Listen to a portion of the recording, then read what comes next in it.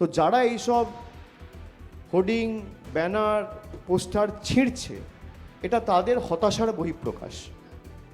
তারা জানে যে তাদের রাজনৈতিক মাটি পায়ের তলা থেকে সরে গেছে এবং তারা চায় না চারটে মানুষ বাড়তি উপকৃত হোক বা স্বাস্থ্য পরিষেবা পাক।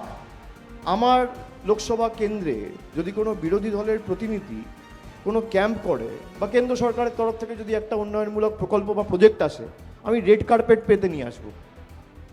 সেখানে তারা ব্যানার ছিঁড়ছে, পোস্টার ছিঁড়ছে, হোর্ডিং ছিঁড়ছে। কেন? মানুষকে বঞ্চিত করে রাখা, নিপীড়িত করে রাখা, মানুষ পরিষেবা যাতে না পায়।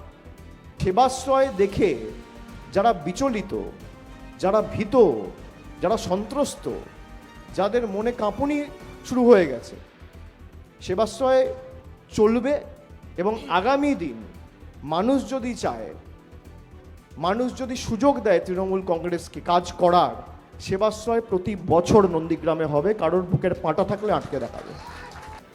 তো আমি অনুরোধ করব বিজেপির নেতাদের এবং এখানকার বিধায়কের, যদি আপনার চিকিৎসা করাতে হয় আসুন, দরকার নেই কোনো ওষুধ খেতে হবে না, মাথাটা দেখিয়ে যান। ফলো করুন সংবাদ প্রতিদিন ডিজিটাল।